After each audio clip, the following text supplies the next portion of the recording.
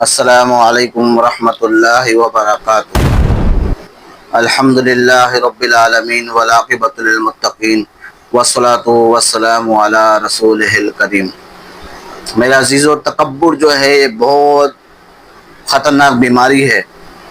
انسان کو ایک ہوتی ہے ظاہری بیماریاں، ایک ہوتی ہے باطنی بیماریاں۔ ظاہری بیماریاں انسان کو ہوتی ہے وہ بھی نقصان دہ ہے، اور باطنی بیماری ہو وہ بھی نقصان دہ ہے۔ کچھ بیماری ایسی ہے جو نظر آتی ہے، جیسے انسان کا تکبر نظر آتا ہے، انسان کا چل کے اکڑ کے ساتھ چلنا، یہ جس سے لوگ محسوس کر لیتے ہیں یہ اکڑ اس کے اندر ہے، اس کا چلنا، اس کا انداز، اس کا بولنے کا انداز بتاتا ہے کہ اس کے اندر تکبر ہے یا عاجزی ہے۔ ایسے کچھ بیماریاں باطنی ہوتی ہے، وہ انسان کو نظر نہیں آتی، وہ اندر ہی اندر کسی کے لیے بغض رکھنا، کسی کے لیے حسد رکھنا، کسی کے لیے کینہ رکھنا، یہ ساری بیماریاں خطرناک ہے۔ اور اس کا اگر علاج نہ کیا جائے وقتی تو فی الفور، تو یہ آگے چل کے اور زیادہ خطرناک ہو جاتی ہے۔ جیسے انسان کو پہلے تھوڑا بخار ہوتا ہے، اگر اس کو علاج نہ کیا جائے، ڈاکٹر کو نہ دکھایا جائے، اس کی دوائی نہ لی جائے، تو پھر یہ آگے چل کے اور ہو سکتا ہے یہ بخار اس کے لیے خطرناک ثابت ہو جائے۔ انسان کے ہاتھ پہ کوئی چوٹ لگ جائے یا پاؤں میں کیل چبھ جائے، اگر اس کا علاج نہ کیا جائے تو ممکن ہے آگے چل کے وہ اس کے لیے اور بھی خطرناک بن جائے، اور وہ لگی تو تھوڑی سی کیل تھی لیکن وہ زخم بنی اور آگے ہوتے ہوتے اور حصے کو بھی خراب کر دیا، تو ممکن ہو سکتا ہے اس طرح۔ ایسے ہم ڈاکٹر کے پاس جا کے دوائی لیتے ہیں، اس کا علاج چلاتے ہیں۔ ایسے ہی اپنا ہم کسی کو اگر تکبر ہے تو اس کے لیے ہمیں اہل اللہ کے پاس جانا پڑے گا، ان کے پاس جانا پڑے گا جو تربیت یافتہ لوگ ہیں، جو اللہ کے نیک لوگ ہیں، جنہیں دیکھ کے اللہ یاد آتا ہے، ان کے بجا کے اپنی تربیت کرانی پڑے گی، خانقاہ میں جانا پڑے گا۔ اس کے لیے ضروری ہے ایک شیخ کی بیعت کرنا، ایک پیر کی، خالص پیر ہو جس کو دیکھ کے اللہ یاد آئے، رسول پاک صلی اللہ علیہ وسلم کی سیرت پہ چلنے کو دل کرے، نیکی کرنے کو دل کرے، تو ایسے پیر کی ضرورت ہے، اتباع اور اس کی پیروی کرنا اور بیعت کرنا ضروری ہے، تاکہ انسان اپنے اندر کے دل کا حال اس بزرگ کو بتاتا رہے۔ ایک ہوتا ہے مال کا تکبر، ایک ہوتا ہے نیکی کا تکبر، دونوں خطرناک ہے۔ لیکن مال کا تکبر جو ہے اللہ کو یہ بھی پسند نہیں، نیکی کا تکبر کسی کے اندر آ جائے اللہ کو یہ بھی پسند نہیں۔ مال کا تکبر جو ہے یہ بھی انسان کی ساری نیکیاں اور بس اوقات ہلاکت کا سبب بنتی ہے، اور نیکی کا تکبر یہ بھی آخرت میں اور دنیا میں پکڑ کا سبب بنتی ہے۔ اللہ کو ضرورت نہیں نہ ہماری نمازوں کی، نہ ہماری روزوں کی، نہ ہماری زکوٰۃ دینے کی، نہ صدقہ دینے کی، نہ ہمارے نیک اعمال کرنے کی۔ ہمیں ضرورت ہے، میرے کو ضرورت ہے، آپ لوگوں کو ضرورت ہے، تو انسان تکبر کبھی بھی نہ کرے۔ جس کو امیر بنایا تو میرے رب کی بادشاہی ہے، اس کی طاقت، اس نے اس کو امیر بنایا ہے، اس کو غریب بنایا ہے، یہ بھی اس کی بادشاہی، اس نے اس کو غریب بنایا ہے۔ وہ چاہے تو امیر کو غریب کر دے، غریب کو امیر کر دے، کوئی اس سے پوچھنے والا نہیں ہے، کوئی اس کے اللہ سے پوچھنے والا نہیں ہے۔ جس کو چاہے بادشاہ بنا دے، جس کو چاہے فقیر بنا دے، کوئی اس سے پوچھنے والا نہیں ہے۔ تو بھائی تکبر کبھی بھی ہم اپنے اندر نہ آنے دیں، اپنے اندر نہ آنے دیں۔ تکبر جو ہے بڑی خطرناک بیماری ہے، اس کا اگر علاج نہ کیا تو بہت زیادہ نقصان ہوگا، بہت زیادہ نقصان ہوگا، ساری نیکیاں برباد ہو جائے گی، سارے اعمال برباد ہو جائے گے۔ اپنے کو افضل سمجھنا کہ میں بہت اچھا انسان ہوں، یہ دوسرا غریب ہے تو کسی قابل نہیں ہے۔ نبی پاک صلی اللہ علیہ وسلم امام الانبیاء، خاتم النبی، محمد عربی، وجہ کائنات، تاجدار ختم نبوت، میرے آپ کے پیارے نبی، میرے آپ کے پیارے نبی صلی اللہ علیہ وسلم، حسنین کریمین کے نانا، امام حسن حسین کے نانا، ہمارے نبی پاک صلی اللہ علیہ وسلم تو غلاموں کو بٹھا کر اپنے ساتھ بٹھا کے کھانا کھلایا کرتے تھے، اور ہمیں حکم دیا جب کھانا کھاؤ تو اپنے ساتھ غلام کو بھی کھلاؤ، جو تمہارے گھر میں نوکر چاکر اس کو بھی کھلاؤ، اگر نہیں کھلا سکتے تو کم سے کم اسے ایک لقمہ بنا کر اس کے منہ میں دے دو، ایک لقمہ بنا کر اس میں دے دو۔ کوئی اگر سیٹ ہے تو اس کو اللہ نے سیٹ بنایا ہے، کوئی اگر کرسی پہ بیٹھا ہوا ہے تو اللہ نے اس کو عزت دی ہے، تو اگر کرسی کا تجھے تکبر آ گیا اور تو نے غریب کو حقیر سمجھا اور غریب کو حقارت کی نگاہ سے دیکھا تو ممکن ہے اللہ تیری کرسی تجھ سے چھین لے، ممکن ہے اللہ تجھے اس کی جگہ لیا ہے اور اس کو تیری جگہ لیا ہے۔ تو انسان تکبر کبھی بھی اپنے اندر نہ آنے دے، آتا ہے آئے گا، لیکن انسان اپنے آپ کو چھوٹا سمجھے۔ مرنے والا آدمی کیا تکبر کرے، جس کو مرنے آؤ اور قبر کا منہ سامنا کرنا ہو، اگر اللہ اس کے رسول کا سامنا کرنا ہو تو کیا تکبر، کس چیز کا تکبر؟ اکڑتے تو مردے ہیں، زندہ نہیں اکڑتے، اکڑنا زندوں کا کام نہیں ہے، مردوں کا کام ہے، مردہ کٹ جاتا ہے۔ تو اگر ہم اچھے کپڑے پہن رہے تو اللہ کا شکر ادا کریں، بلکہ اللہ نے اگر ہمیں دیا ہے تو ہمارے اندر اور زیادہ عاجزی آ جائے، انکساری آ جائے، اور ہم اللہ کا شکر ادا کریں سجدے میں جا کر، اللہ تعالیٰ شکر تو نے مجھے بہت زیادہ دیا ہے۔ نبی پاک صلی اللہ علیہ وسلم نے فرمایا کہ دین کے معاملے میں ہمیشہ اپنے سے آگے والے کو دیکھو، اپنے سے مقدم کو دیکھو جو آپ دین میں زیادہ بڑا ہوا ہے۔ دنیا کے معاملے میں اپنے سے نیچے والے کو دیکھو کہ ایک بندہ ریڈی لگا رہا ہے، اللہ نے آپ کو دکان میں بٹھا دیا، تو میرے رب کا فضل ہے یہ، یہ میرے رب کا فضل ہے.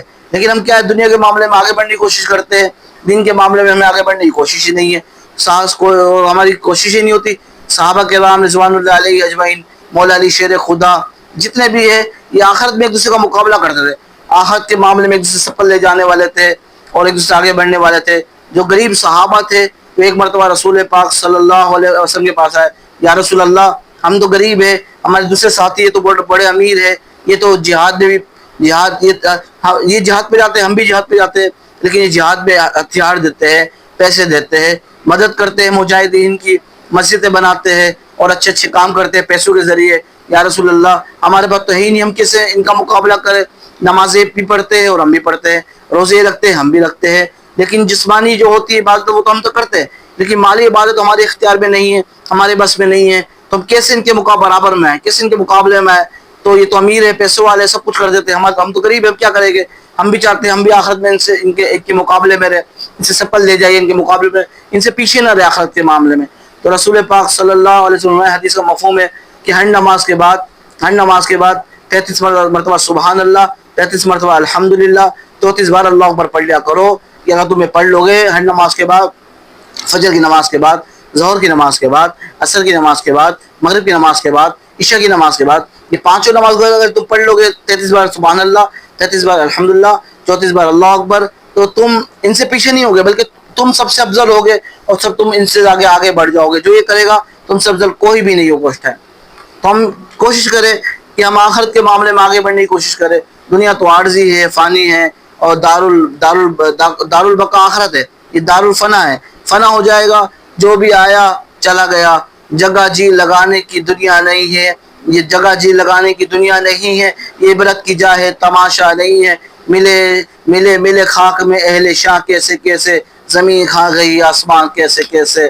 آج ان کا نام نشان بھی نہیں ہے. ٹوٹی قبریں دیکھو اور اڑتے جنازے دیکھو, اور جو اندر کو دبی ہوئی قبریں دیکھو, آج ان کا نام نشان نہیں ہے. ایک دن یہ تھا یہ اپنے کپڑوں کو بس مٹی نہیں آن دیتے تھے, اکڑ کے چلا کرتے تھے, زمین پہ پاؤں مار کے چلا کرتے تھے, تو غریب کو تو کسی کھاتے بھی نہیں لاتے تھے, غریب کو تو پوچھتے نہیں تھے. آج دیکھو ان کا نام نشان مٹ گیا, کوئی ان کو پوچھنے والا نہیں ہے. ان کا قبر میں دیکھو آج کوئی تسبیح پڑھنے والا نہیں ہے, ان کو یاد کرنے والا نہیں ہے. قبر میں جو مٹی سے بچا کرتے تھے آج خود مٹی کا ڈھیر ہو گئے. آج کیڑے اپنے اوپر ذرا سا مکھی بھی بیٹھا برداشت نہیں کرتے تھے, آج کیڑے مکوڑوں کی خوراک بن گئے, آج کیڑے مکوڑوں کی خوراک بن گئے. اور قبر میں آج اکیلے پڑے ہوئے ہیں اور اپنے کیے کا حساب دے رہے ہیں. تو بھائی تکبر نہ کرو, تکبر اللہ کو پسند نہیں ہے. اللہ فرمائے تکبر میری چادر ہے, جو میں چادر کو کھینچے گا میں اس کو زمین پر پٹک کے ماروں گا. تو تکبر نہ کرے. جو دیا اللہ نے دیا ہے وہ جس کو چاہے دے دے, جس سے چاہے لے لے, وہ بادشاہ ہے, وہ کسی کا محتاج نہیں, اسے کسی کی حاجت نہیں. وہ کھانے سے پاک ہے, وہ پینے سے پاک ہے, وہ سونے سے پاک ہے, وہ تھکاوٹ سے پاک ہے, وہ تھکنے سے پاک ہے, وہ بیماریوں سے پاک ہے, وہ گھبراہٹ سے پاک ہے, وہ وحدہ لا شریک ہے, وہ احد ہے, وہ صمد ہے, وہ لم یلد ولم یولد ہے, ولم یکن لہ کفوا احد. اس سے پہلے کچھ نہیں, اس کے بعد کچھ نہیں, اس سے اوپر کچھ نہیں, اس سے زیادہ ظاہر کوئی نہیں, وہ سب ظاہر ہے, کوئی چیز چھپی ہوئی نہیں. یا من لا تراہ العیون ولا تخالط الظنون ولا يصف الواصفون ولا تغیر الحوادث ولا يشهد الدوائر يعلم مساكن الجبال ومكائن البحار وعدد قطر الامطار وعدد ورق الاشجار وعدد ما اظلم عليه الليل واشرق عليه النهار ولا تواري منه سماء سماء ولا ارض ارضا ولا بحر ما في قعره ولا جبل ما في وعره. قل هو الله احد الله الصمد لم یلد ولم یولد ولم یکن لہ کفوا احد. ہم اللہ کی ذات سب سے اوپر ہے, وہ سب جانتا ہے. ایک بدو نے نبی پاک صلی اللہ علیہ وسلم نے ایسی تعریف کری کہ اللہ خوش ہو گیا, اور نبی پاک صلی اللہ علیہ وسلم کو انعام دیا. یا من لا تراہ العیون, اے وہ ذات جس کو دنیا میں رہتے ہوئے کوئی دیکھ نہیں سکتا. حضرت موسیٰ علیہ السلام نے ایک مرتبہ ضد کی تھی, اللہ کے لاڈلے نبی تھے, کہ اللہ میں تجھے دیکھنا چاہتا ہوں. اللہ نے کہا لن ترانی, تو مجھے ہرگز نہیں دیکھ سکتا. نہیں, اللہ دیکھنا چاہتا ہوں. اللہ کہا ٹھیک ہے, میں اپنی تجلی ایک پہاڑ کے اوپر ڈالتا ہوں, اگر تو نے وہ برداشت کر لی تو میں تجھے اپنی زیارت کرا دوں گا. ٹھیک ہے, اللہ نے تجلی ڈالی پہاڑ کے اوپر, وہ پہاڑ بھی ریزہ ہو گیا, سارا جل گیا. موسیٰ علیہ السلام بھی بے ہوش ہو کے گر گئے. کہا تھا نا لن ترانی, تو وہ ہرگز مجھے نہیں دیکھ سکتا, لیکن دیکھ تو پہاڑ پہ تجلی پڑی, تو سے برداشت نہیں کر سکا. تو اللہ کی تجلی ہے, انسان کیا برداشت کرے گا.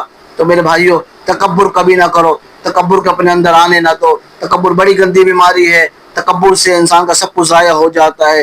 تکبر کرنے والے سے اللہ سب کچھ چھین لیتے ہیں. یہ سب کچھ دیا اللہ کا ہے, اس کا فضل ہے, اس کا کرم اسے دیا. تو انسان اگر شکر ادا کرے گا, عاجزی کرے گا, انکساری کرے گا, تو اللہ نعمتوں کو بڑھا دے گے. ٹھیک ہے انشاءاللہ. والسلام علیکم ورحمۃ اللہ وبرکاتہ. اللہ پاک ہم سب کے اندر سے تکبر کو ختم فرمائے. اللہ ہم سب کے اندر عاجزی پیدا فرمائے, انکساری پیدا فرمائے. اللہ پاک ہمیں سیرت رسول, سیرت صحابہ, سیرت اہل بیت, سیرت تابعین, سیرت تبع تابعین, سیرت اولیاء کرام اپنانے کی, اس پر عمل کرنے کی توفیق عطا فرمائے. والسلام علیکم ورحمۃ اللہ وبرکاتہ. وآخر دعوانا ان الحمد للہ رب العالمین.